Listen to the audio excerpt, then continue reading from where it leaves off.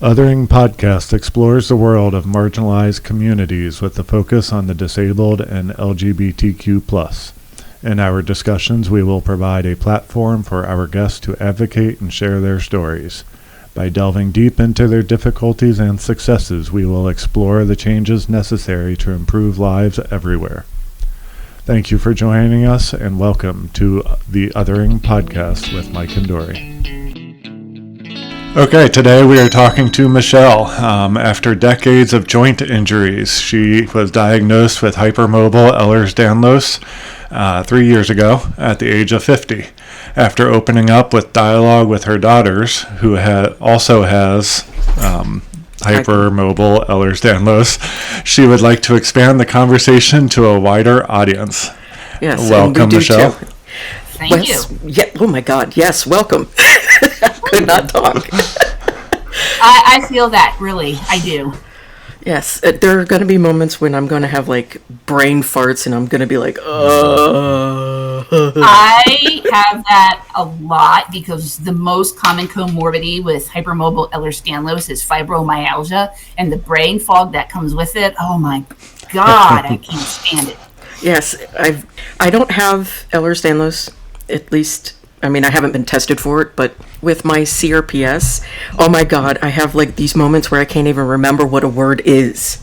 And I have those moments. It's frustrating because you're trying to like say a good sentence and it's just like, what's that word? You know, the one for the thing that cools stuff, and you're just like, oh yeah, refrigerator. Yeah, you know, because you want to sound like you're a well-educated adult and you can't remember a simple word to put into a sentence. Exactly. And that's what I think a lot of, it kind of it meshes well with every single disability out there, it seems, is that you get to a point in your diagnosis where you're just like, you can't even remember if you put socks on even though they're on your feet. Yeah, and I think part of that is, and I was talking with Caroline, my youngest, about this because she's like, why am I always so tired when I come home from school? And I said, you have to think about it. When you have a chronic thing, especially if it's a physical chronic thing, you're expending so much more energy just to function during the day than a non-chronically injured person, that you're tired and it takes up your energy and your spoons, and you don't have it at the end of the day. Yeah, That's a great way to put it. It's exactly a great way to put it. And some, like, there's the spoon theory out there that kind of is what you were talking about, and it's like you have 20 spoons for the whole day, every day. And every single thing, brushing your teeth, eating breakfast, just, you know, looking at yourself in the mirror costs a spoon because, you know, we're not running on normal levels of adrenaline and muscle mass and things like that normal people who don't have any injuries or any disabled aspects kind of have. Yes, disabilities. That's it. Thank you. See, there it goes. That brain fog, disabled aspects. So, how did you? Were we going to say something? I was going to ask a question. Go ahead. The same one as you. You were diagnosed at the age of 50. It took me 25 years to get a diagnosis. I guess the simplest question is why, but was that by fault of the doctors? You didn't quite realize that something was going on, or? I kind of knew even as a kid. So like as a kid, I could sit for hours. I could sit with both of my legs behind my neck at the same time and be comfortable. And I, you know, back in the 70s, as I date myself, you're double jointed. You're just flexible. So I always bruised easily. And those are like the two big hallmarks of it. Yep. So I sort of always suspected. And then when I was 25, I injured my left knee. So that was my first injury. And it just took forever to heal. And then, you know, Google came along and you start Googling everything and putting things together.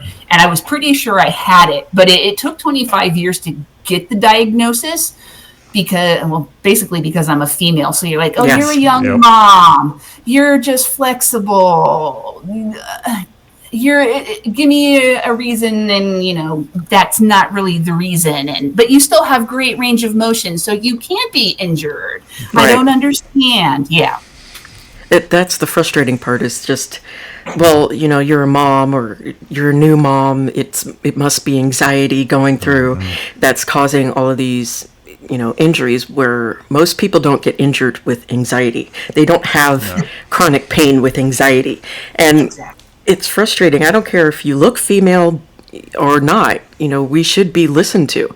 The female one bugged me the most because it's like, you really don't think I know what's going on in my own body. Like, at this point, I've had 3 ankle surgeries, at least 4 knee surgeries. I've got my right hand's a mess. I'm going to need a couple surgeries for that. My knee's a mess. My left ankle's a mess. You really think I don't know what's going on with my own body? And it's not just these random things that keep happening. There's a reason. And can you please help me figure out what this reason is? Yeah, exactly. And it's not like we're asking for their firstborn child. Exactly. We're just asking for, you to listen and to then be able to maybe figure out how to put 2 and 2 together to help us figure out, well, what's going on with my body. And to not believe male or female, to not believe anybody just because they're young or a new parent, whatever stupid reason your bias is, showing for, is ridiculous. A lot of chronic illnesses could possibly be mitigated and helped if they were helped sooner, if they listened sooner. And because a lot of reasons why we get so chronic is because we go about our daily lives thinking, well, okay, the doctor said nothing's wrong, so then I guess nothing's wrong. We, gaslight ourselves into believing that, well, I guess, it can't be that, so I'm going to just go ahead and walk off a cliff type of thing. And exactly. It doesn't. Go ahead. It shouldn't take that much effort for a doctor to kind of start connecting the dots, especially when you're going to the same doctors over and over again with the exact same issues. At some point, really expend 5 seconds and start to think that there might be something more going on. Yeah, that would be nice. You mentioned that you have hypermobile Ehlers Danlos. Yep. That is one of the more common types of Ehlers Danlos. Yes. Still a rare disease, but it's one of the more common ones. There's 13 types. Correct. How do they figure out which one? You have to go to a geneticist. So, and the geneticist will do a combination of something called a Baton test, which is, can you bend your thumb back to your forearm? Can you bend at the waist and put your palms flat on the floor without bending your knee, and a couple other criteria? And then they do a physical test, which I didn't know there was a physical test component to it until my oldest daughter and I went to the geneticist. So they check things like your wingspan, the length of your arms in proportion to the length of your body. And I remember just thinking that was weird, because he's like, do your sleeves never go down to your wrists? And I'm like, yeah. they never do. So that's one of the criteria. And then the 2 scores are added together, and that's how they determine whether or not you have it. But our geneticist made us go to a cardiologist to do an echocardiogram to make sure we didn't have vascular EDS as well, which is the most deadly form of Ehlers Danlos. Yeah. It's the most frightening because at any given moment, kaboom, you're gone. Exactly. So we've known you for a long time, and Dory's known you even longer. And I know you've been very active in the past. You've done fitness stuff before. I know you do gardening from your Instagram, social media stuff. Does that bother you and make it worse, or does that help kind of using the muscles? It's a double-edged sword. So working out is great. The single best thing that I ever did as someone with hypermobile Ehlers Danlos was picking up a set of weights and start doing the resistance training, because we have the range of motion, but we don't have the strength to counterbalance that. So picking up those weights was the best thing that I ever did, but I can get carried away and things will start to hurt. Ditto with the garden, because it's very, right now I'm building and maintenance, so I'm still in the building phase, and I don't always like it. I like building and maintenance, and I like the planning, but I have to pace myself, or I'm going to end up paying for it, 3 days later. Yeah. And how does, when you do end up having to pay for it, with, couches and ice packs and all of that stuff, ice packs, Advil. how does that kind of like, I guess you could say, how is that with mental health going? How do you feel with that? Does that kind of cause you to feel demoralizing? Yes, that's the word. That is a very good word. I remember my oldest daughter and I got diagnosed at the same time because I saw the same symptoms that I had in her. So she was lucky. She got diagnosed at 19. So she's going to have a much better time of managing this than I will ever have. But I remember like mourning my old self. Like I remember being that I could do this. And I really grieved my old self for months. Yeah. But it's like, for this week, I saw two of my orthopedists. My right hand, it's so bad, I'm happy it functions still. And then I found out with my knee orthopedist, I'm knock-kneed in both legs. I'm like, well, that's great. Okay, cool. So, I got like 2 hits in 1 week and I've kind of been in a funk, but, I'll shake it off eventually. Yeah, and that's the thing that I think is really amazing about our community is that these things are terrible. They're horrific. And I don't, use that word lightly as in, there are other things that are worse or whatever. There isn't a competition between any of us. But, well, at least there shouldn't be. But the fact that we were able to kind of eventually shake it off is amazing because getting these diseases and syndromes and all that stuff, and then having to not only deal with them, deal with doctors and nurses saying, oh, just walk it off, and dealing with other people that are just like, well, what's wrong with you? Why can't you do this? You used to. And or people that know that you have the chronic illness and then make jokes that don't end up really being quite so funny, like, oh, if she's like out of her routine, she's going to post about it and blah, blah. It's like, it's not as funny as you think it is. Right. And the fact that we can keep going, though, is amazing, too. And I think it kind of says a lot about our resilience and our refusal to just lay down and die, so to speak. Mm-hmm. Because it's so easy to want to do that. I mourned my old self, too, because I was getting in shape and I was feeling really good and I was feeling like my old self when I was a teenager, and my legs just kept getting worse and worse and worse. And it's kind of hard to jump around, do jumping jacks and all that stuff when you can't really move very well. And every time you jump, it's like this horrible stabbing pain in your legs. Or when you just hurt every single damn day because you don't know the last time you had a day where you weren't on the pain scale somewhere. Yeah. You said you were grieving your old self. Was getting the diagnosis a little bit of a relief at the same time because you finally had an answer? Oh, God, yeah. I remember, so my oldest daughter is named Meredith. I remember we drove home from that appointment and there is this weird, eerie silence in the car. So eventually it was like, okay. So I asked her, I'm like, are you happy that you finally got the diagnosis, that you know that this is what it is so you can manage it for the rest of your life? And at the same time, are you sort of like, oh, damn? And she's like, yes. Yeah. Sounds about right. Yeah, that does. Because especially like for you and me, where we had to wait so many years fighting to get the right doctor to listen and such, to get the diagnosis. When I got mine, I was just like, yeah, this is great. I know what I have. Shit. This is not so great because I know what I have. Exactly. Yeah, this is great. I know what it is. I can manage it. Oh, shit. Yeah. And I remember like Leslie and Leslie's my sister, for those that are new here. And you know, always running around as teenagers and just being so active, and just, I understand the thought of how awful it is to then feel like your body's betraying you. Yep. And it does feel like a betrayal.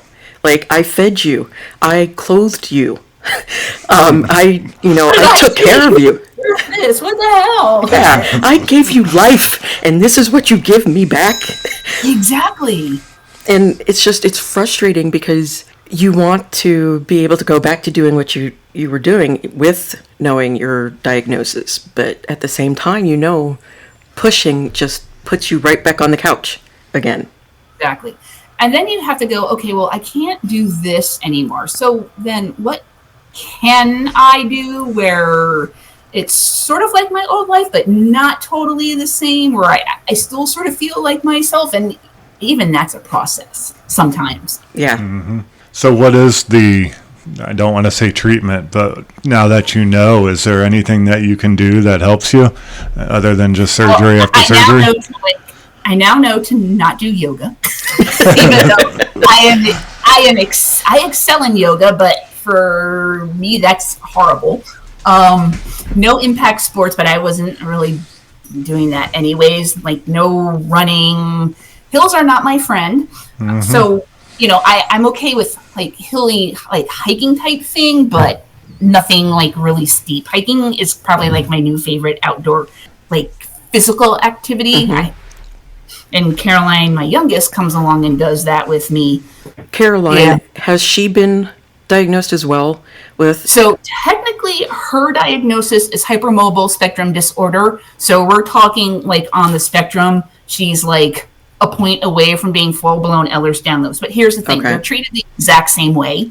So I personally don't understand the distinction when the criteria is the same and the testing is the same. I think the medical profession is just splitting hairs. Yeah. And the geneticist actually said most kids don't really fully meet the criteria until they're 18. So when we're going to retest her in a couple of years. But I have essentially told her, just assume that you have it, mm-hmm. because I have it, your sister has it, and we'll go from there.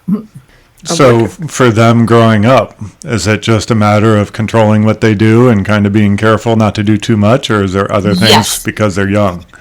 Yes. So you have to make sure they were both into Taekwondo so that, they don't overextend with kicks and punches. That's even for me that if I'm lifting weights, I have to make sure that I don't overextend an arm or a leg. I have to be very cognizant of what I'm doing. Mm-hmm. And they have they have to be cognizant of what they're doing in that respect as well. Do you feel like that kind of takes some of the fun out of doing the sport or the weightlifting because you have to be so aware? Yes. Yep.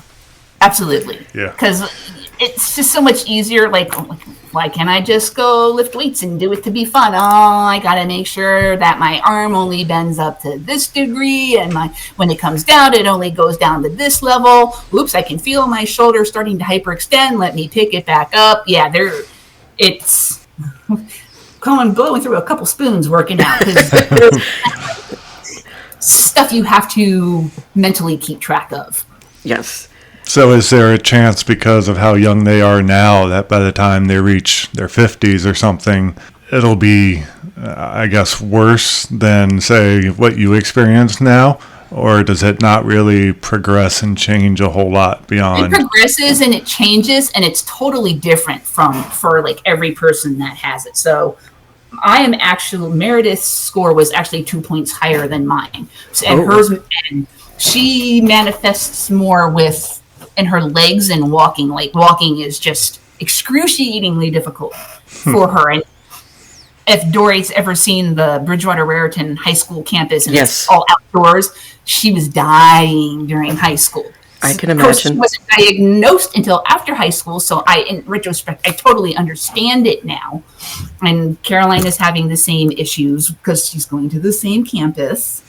But yeah, and and I have friends that are like at the top of the Baton scale that like need wheelchairs and full body braces. Right. So I guess in a way I feel fortunate I'm on the lower end, but I mean, it could change on a dime. So yeah.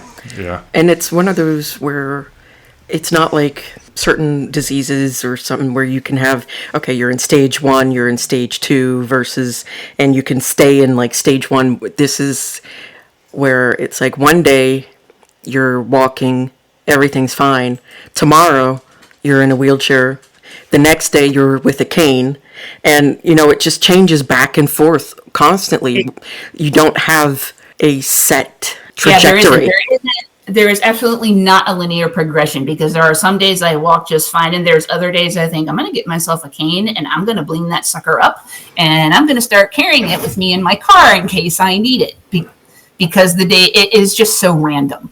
Do you find that weather kind of affects it? I hate it when it rains. I hate it when it rains first. Because weather, snow, yeah. Snow is bad too. Yes, snow, rain. I feel it when it rains. I feel it when it snows. I feel it when it's too hot or too cold. Anything like that. It kind of sucks. Yep, I am the same. I'm a little more okay with heat, but rain and snow definitely.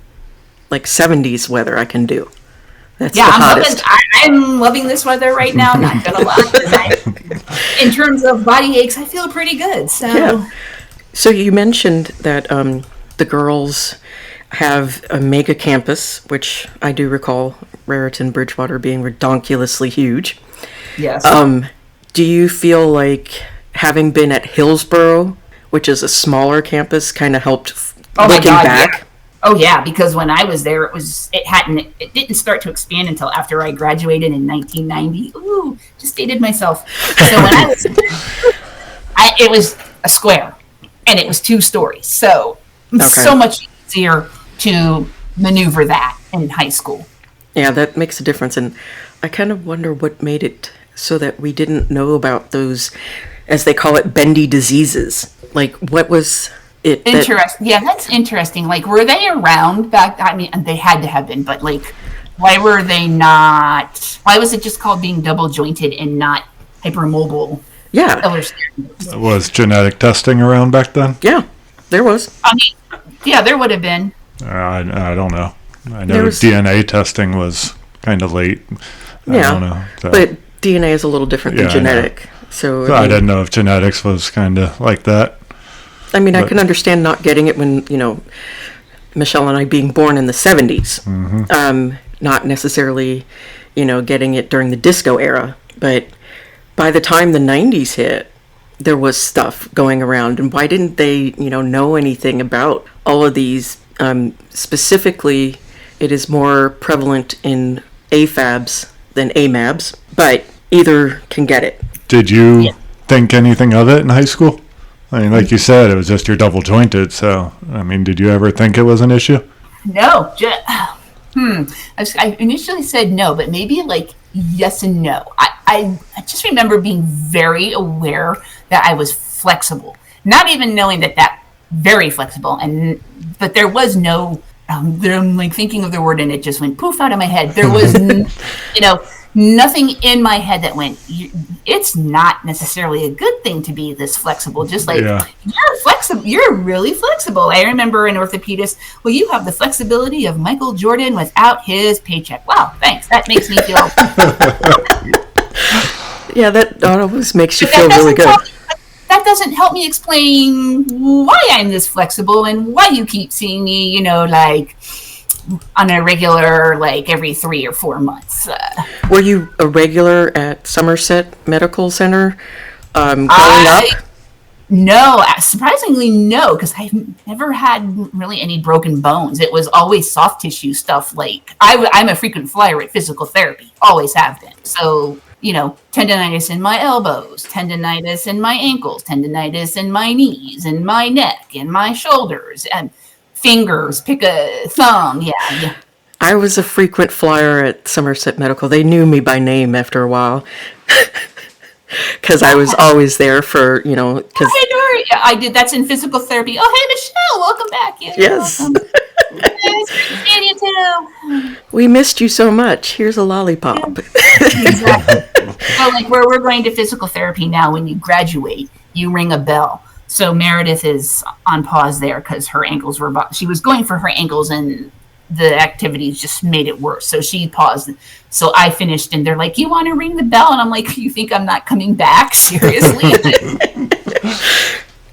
And does physical therapy help? Yes and no, because yes, because it helps with the strength. No, because every physical therapist I've ever had is very regimented. You need to do 30 of these exercises, 30 of these exercises, 30 of these exercises. Okay, well, it hurts. Okay, well, just back off for like a day. So they don't, I don't know if it's their education or their unwillingness to literally just sit down and be like, hey, how can we make this so that you don't have to like temporarily stop, or we don't make it hurt more? And that's like literally never happened.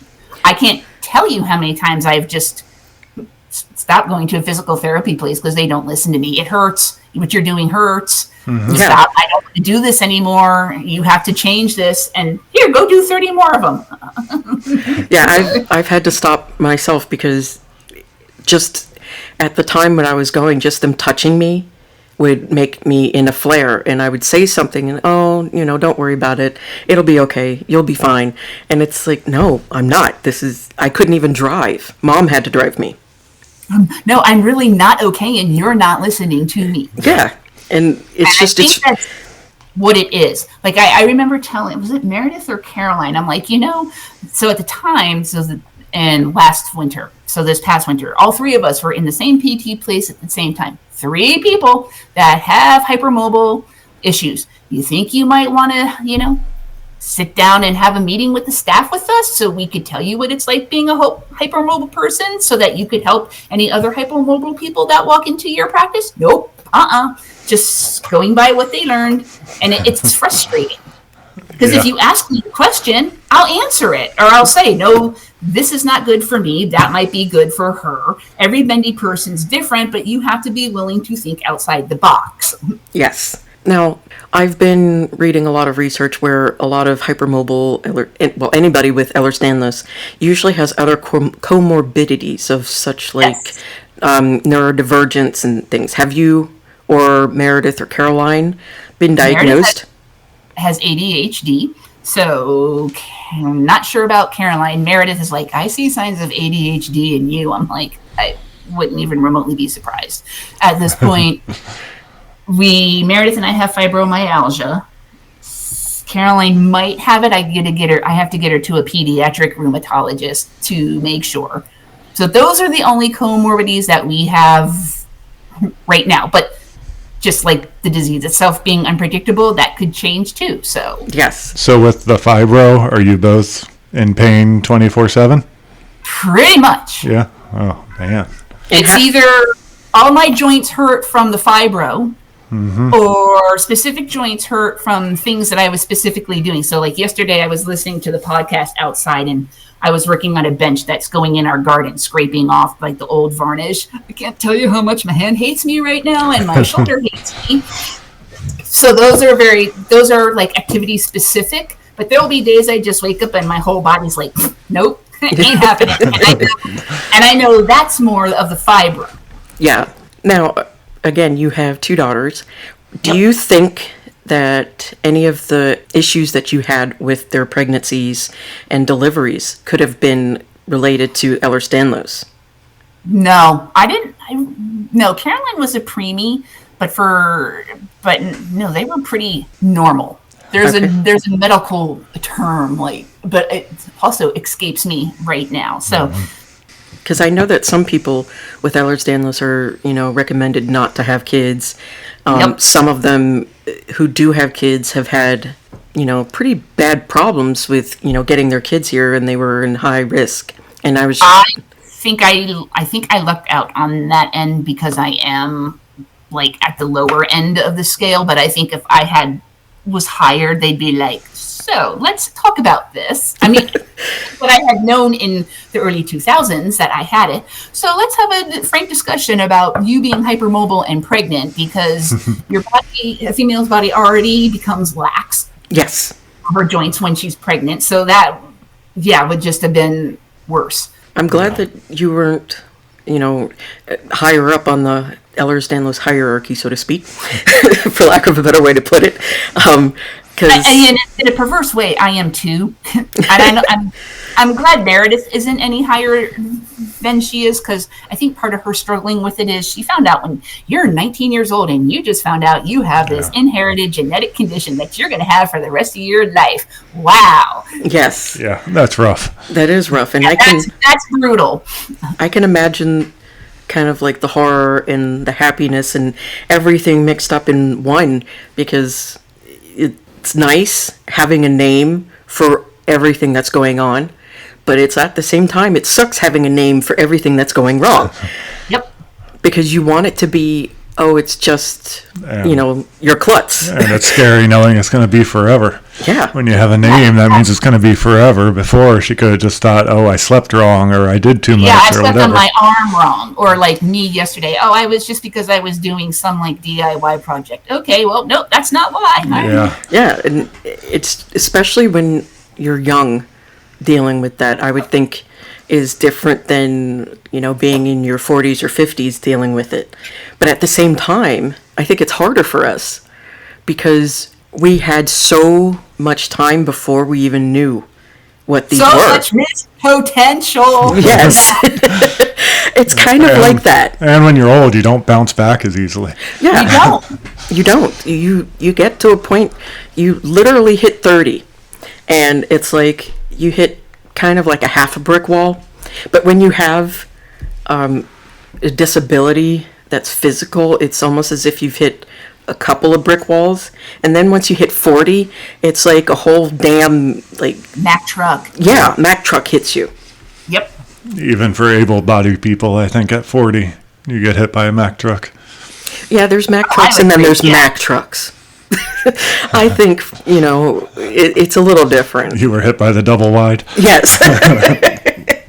I like that. Hit by the double wide. Yeah, you were hit by the single. I was hit by the double. So, if you don't mind me asking, as far as the future of your daughters and what they plan to do, like with college and work, do they or are they taking into a consideration their body pain and their diagnoses and everything like that? Yeah, Caroline is starting to look at colleges, and she's already like considering the campus size when she's trying to decide where she wants to visit, because that's walking around on a campus. Mm-hmm. Right now she hasn't seen any of them, so she doesn't know if they're flat. Are they hilly? Yeah. So yes, and in a way, I'm glad she's taking that into consideration. But on the other hand, it makes me sad because no 17-year-old should really need to be like, wow, how hilly is my campus going to be? How long will it take me to get from one end to the other? I mean, it's just stuff that I feel like she shouldn't have to worry about. Yes. And Meredith's sort of the same way, because her high school was horrific with her Ehlers Danlos. So I'm like, and I told her, don't go into college right away because I don't want you being back in that same situation. So she's taken a few years off, but I told her in the fall, you've got to either work part-time doing something, or you can take a college class online. I don't care if walking is that much of an issue, but you've got to do something now. Has she thought about maybe like getting like a wheelchair or anything like that to help her navigate campuses? I don't think either of them have, but I'm sure it'll come up in the discussion as we get further along in the process.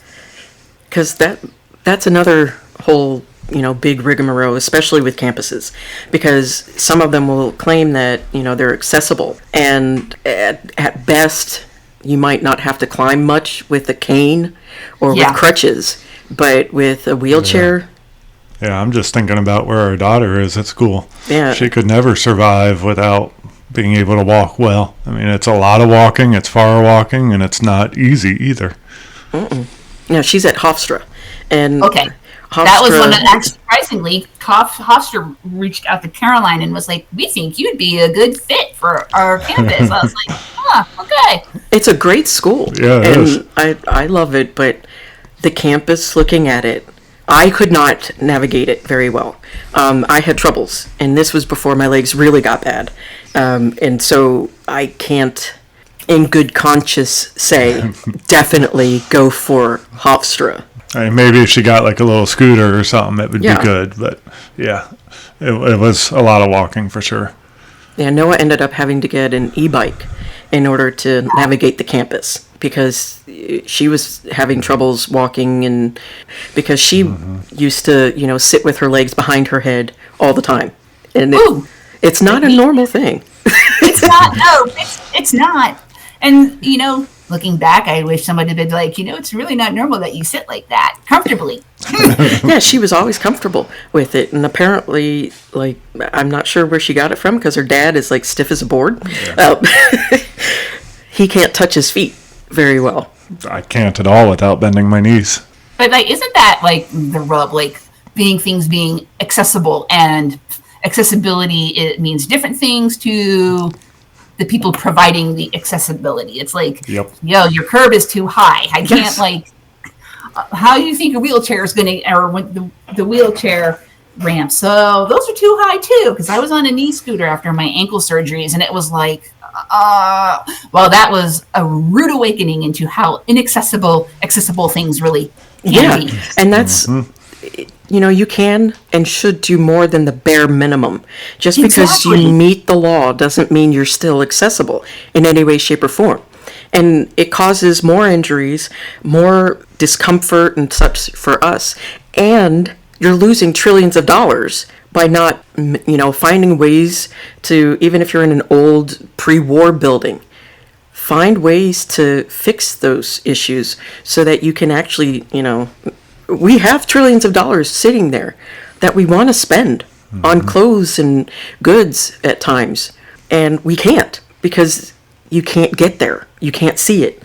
Exactly. I mean, if you're not going to help me get into your establishment, don't think I'm going to try to spend my money. Yeah. I'm not going to come there if you don't help me get in there. Right. Exactly. So speaking of... I was going to say, there's places I won't vacation. Yeah. Because they're not accessible. I'm no. It's no point. No. Speaking of accessibility, did you have issues with insurance and the genetic testing? Because I know that's a big issue out there. No, fortunately, we were really, really lucky that my husband's insurance covered everything, and I know that's not the case. So, yes, yeah, because we talked to a couple others that have issues with the insurance and covering genetic testing. And I would think that as an insurance, you would want to know these things, because then you can stop certain things before they hit the expensive point. Exactly. Knowing if somebody is going to be prone to cancer. You would want to know that, because then maybe you can do a prophylactic type of surgery. Stop it before it gets to the point of where you're spending billions of dollars on the, chemo and radiation therapies and all of the medicines to keep these people alive. Exactly. We're not very proactive in our country with healthcare. We're very reactive. Yeah, and it's ridiculous. And I think it's only going to get worse. I agree with you. Yes, it probably will, because, it's all about the bottom line. Yes. Mm-hmm. I mean, I can tell you now that Caroline, with her diagnosis, she was like, what happens if we lose our health insurance? I'm like, well, I mean, it could very well happen because we have pre-existing conditions, but right now we're okay. And if that ever comes to pass, we'll figure out how to deal with it. I hope I don't. Yeah, I hope you don't, because it's frightening to lose that. The only nice thing about pre-existing conditions is that if the insurance already is you had the insurance and then found out you have a condition like asthma or something like that, they're more likely to stay covering you. Usually, in the old days, before they actually had to cover everything, it was 6 months. And then you get covered. I remember that. Yep, I remember that. And I don't want to go back to that. Nope. Yeah, I don't either. Because, the medicines that I have to take just to sit up and be comfortable and, be presentable. To function. Yeah. Their medications just to function at the bare minimum. Nothing else. Just to be able to function. Yeah. To not want to rip your head off. Exactly. Is, expensive. So do you guys take pain medication or just Advil? I have meloxicam, gabapentin, Okay. because I have a lot of art because of all my connective tissue, which is essentially the glue that holds me together that never really dried the right way. Yep. I have a lot of arthritis in my neck, so I've got in lower back, so I've got nerve issues. So the gabapentins for that. I just started Cymbalta for that. Meloxicam when the Advil doesn't quite cut it. Yes. Ice packs, heating pads. Yeah. Kinesiology tape. I should just buy stock in that. I'd make myself. So anything you can find, that helps. Does the Yeah, really. Does the tape help? It really does, yes. Okay, because I was thinking about maybe I could try some of that tape, because just sometimes it feels like with my CRPS, my ankles feel like they're just floating, like they don't feel like they're a part of my body. I understand. I feel like if maybe I could tape them to myself, it would feel a little bit more like they're a part of me and not quite so, what are these foreign things at the end of my legs? Well, they even have now with the tape, they have tape specifically for like sprained ankles. So instead of cutting like 3 or 4 pieces, it's just one big piece, and it wrap part 1 here, wrap part 2 here, 3, 4 goes here. I love them. And they have them for your knee too.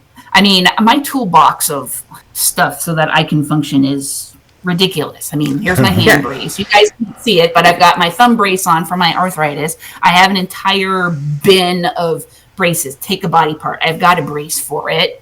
And then all the meds, heating. It's ridiculous. And it's expensive. Yeah. And I mean, yes, they're talking about like, cutting aid in Europe and various other countries, specifically UK. For even there, they've discovered that to be disabled is at least an extra $1,000 a month per person. So, I mean, here we don't even get that. Exactly. It's pull yourself up by your bootstraps. Well, what if I don't have any boots because I can't wear them? What if I have to buy another brace and I just can't afford to get the boots right now? Sorry. Right.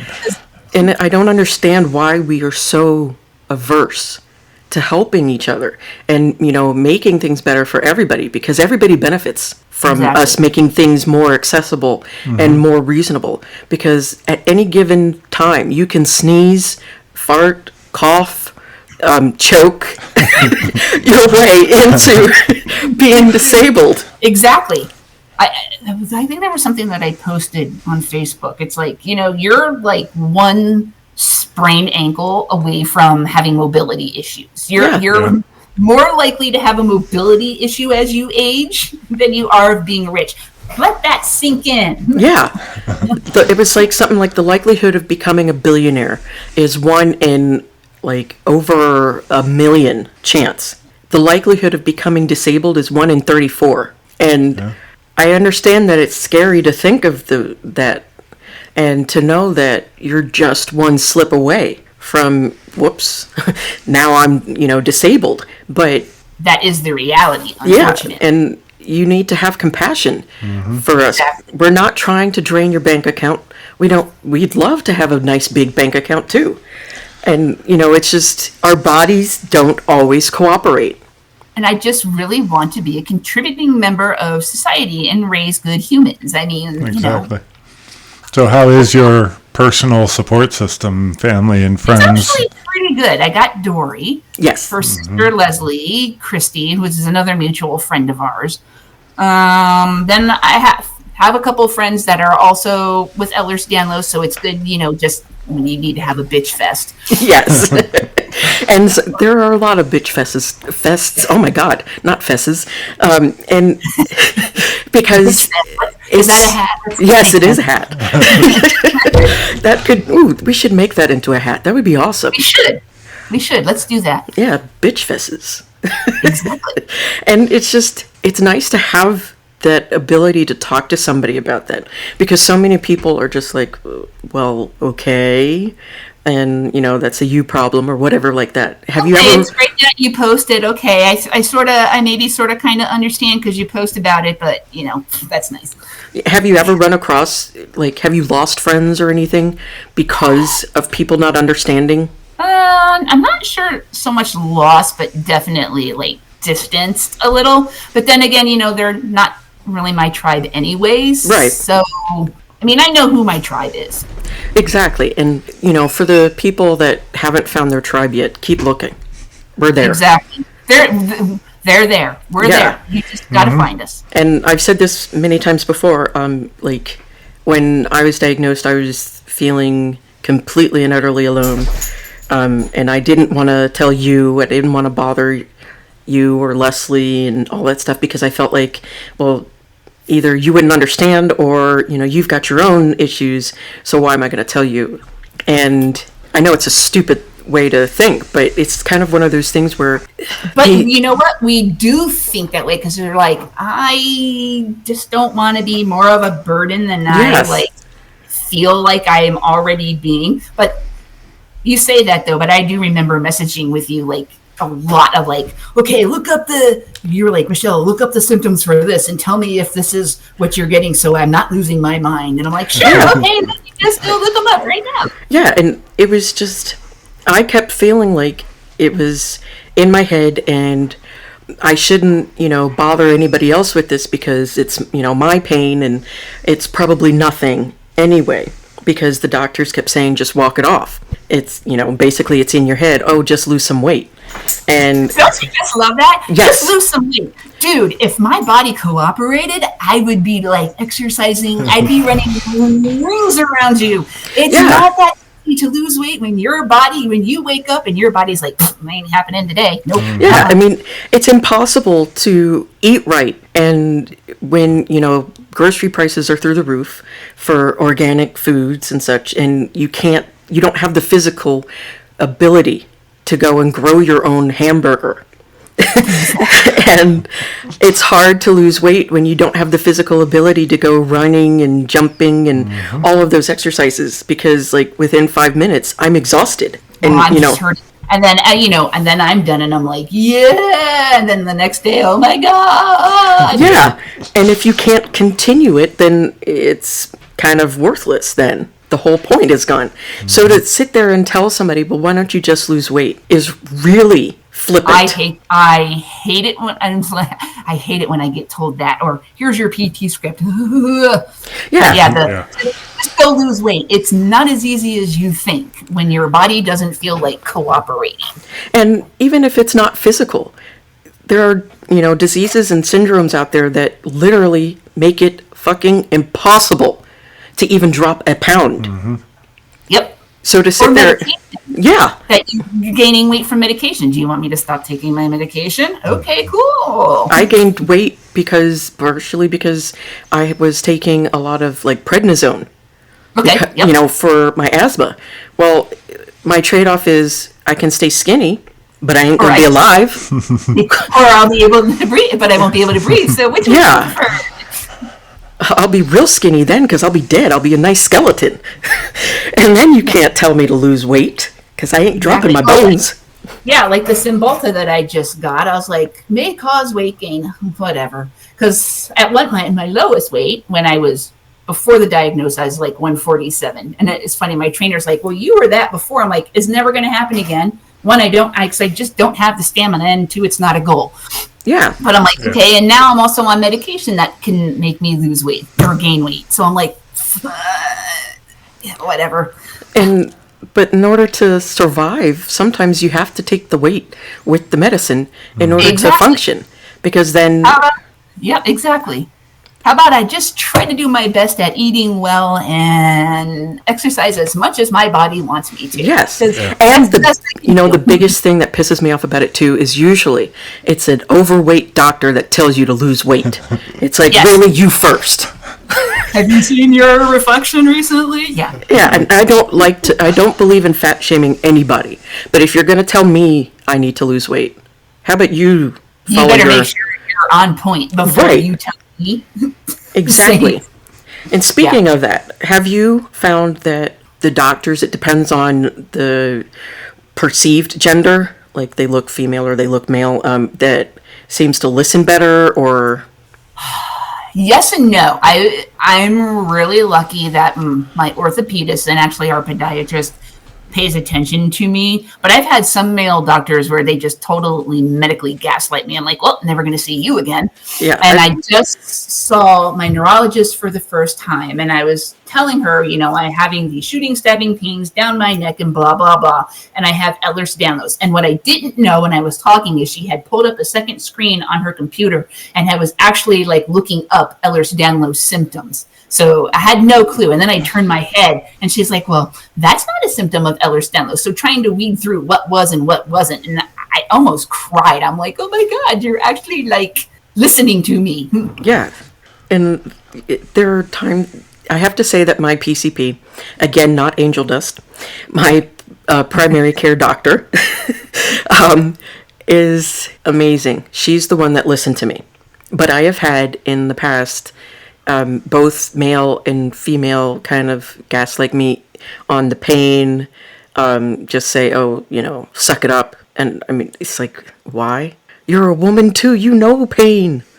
Yeah. Why can't you be a comrade? Why are you like putting me down for this? But I mean, for any doctor, regardless of gender, why should I have to suck up being in pain? What is it? There's nothing normal about that.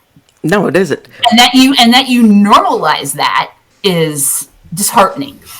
It is. Yeah. I mean, Mike is going through right now, he's having issues with his neck and his shoulders. And every time I look up his symptoms, it keeps going to POTS, which he argues with me about.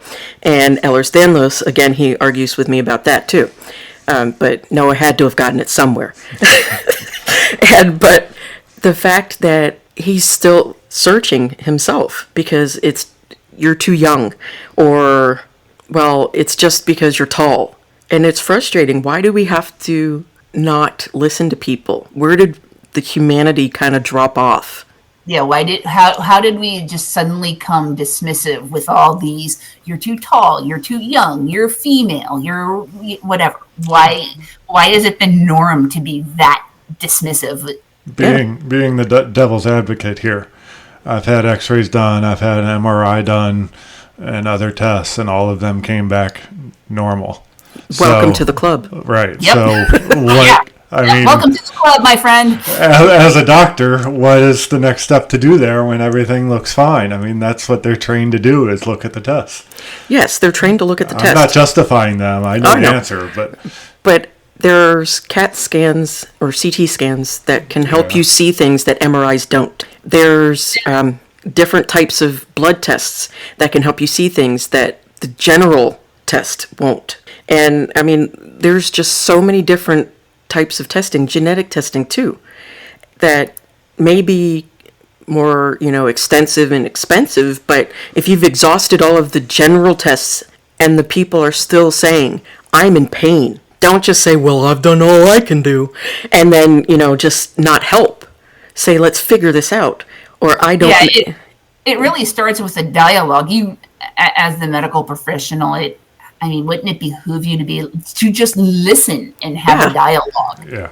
And, help us fight with the insurance to get those tests and such, so that, because you took an oath to do no harm. I think that by being flippant and ignoring us and just accusing us being too young or being too female or whatever it is, you're doing harm, because we get worse before we even find out what the hell is wrong. I mean, there are, like, for instance, the actress, she was on Saturday Night Live, Gilda Radner. Gilda Radner had complaints about being tired, and they just said, oh, it's because you're working too hard. So she, slowed down on the work, and she was still complaining about it. Oh, it's because you're a girl. She had ovarian cancer. If they had just looked, instead of just attributing it to, oh, you work too hard, or you're just a female. And I agree with that. And going back to being the devil's advocate, they had done the test and didn't see it. What do they do at that point? Like with me, they've done the test, they don't see it. But they've never done a CT scan. There's, quote, nothing wrong with me, because they don't see it in the testing. And again, welcome to the club. We welcome you with open arms. We'll all get together and sing Kumbaya later. But so that's why why I always fight you or dismiss you when you say it's probably this or it's that, because testing says it's Nothing. But again, there's no direct test that says POTS. There's no direct test that says Ehlers Danlos. There's not even one for CRPS. There isn't a direct test for malignant hyperthermia. I mean, you just kind of have to get luck of the draw and oops. And where there should be tests at this point, there's just because there's only 5 people that have it doesn't mean you shouldn't make something. Find some way. Oh, I agree. Do you, Michelle, find you have troubles finding information just in general about what's going on? There's a couple of good Ehlers Danlos societies that are online where I can get information, and there's a book called Disjointed, which is like the holy Bible of Ehlers. But I delve in like chunks because the more I read, it's like, wow, this is utterly depressing, and yeah. I kind of have to do it in chunks, otherwise it's very overwhelming, and then I just don't want to stay on top of the latest advances and stuff, and just stick my head in the sand. And that's another thing, that sometimes you just don't want to be that informed about your disease or syndrome or whatever it is that ails you, because sometimes the prognosis is really grim. Yeah. And it's just not to say that if it's a terminal illness like ALS, you want to keep your head in the sand with that. But with Ehlers Danlos, all the 13 types, I think now they have 4 or 5 types of CRPS, you can get kind of overwhelmed. Yes. Mm-hmm.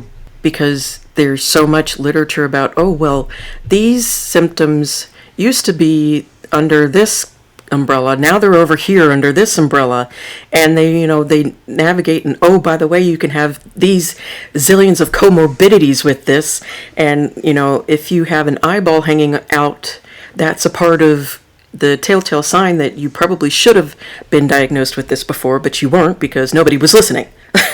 And so it's just a vicious cycle. It is. I mean, there's an EDS clinic down in Tulane, was it Louisiana? I remember another EDS friend of mine, we should go on a road trip. I don't want to. I kind of take this information in like spurts, or it really just is overwhelming. Especially since I'm dealing with it not only with myself, but my daughters as well. Yeah. So it's like 3 times the information. Yeah. And I'm sure it manifests itself differently between you to Meredith to Caroline. Oh, absolutely. And, like you said, one has issues with their legs. The other, you and, was it Caroline has issues with her legs, right? Or is it Meredith? Meredith has issues with her legs. Caroline is starting to with her knees. And her ankles a little bit, but definitely her knees. So, yeah. Yeah, and then that's just... it's no fun. No, that's a lot. Yeah, it is. And then to try and keep up with, again, all of the literature that's out there that they keep researching for, but they never seem to research anything to kind of help glue you back together. Exactly. It's exhausting sometimes. And, going back to the whole spoon theory, I don't always have the spoons to want to do the research. Yeah. I don't always have the spoons to want to share on Instagram, although I'll do that a little more now. I think all of us, it's kind of like that, okay, yep, we've accepted it, and maybe start sharing a little more. Hi, Caroline. And sometimes you kind of go back and forth, though, too, because it's like you want to share, and then, you're happy about sharing, and then sometimes the depression kind of comes back because there's something new that happens in your progression, and it's just like, oh, now I got to take another step back because what the hell is this shit? Exactly. Or I don't mind sharing, but I don't want to be the poster child for this. Right. Because, like, some people have gastroparesis, some people end up having to lose their colon completely, and that's kind of a lot. It is.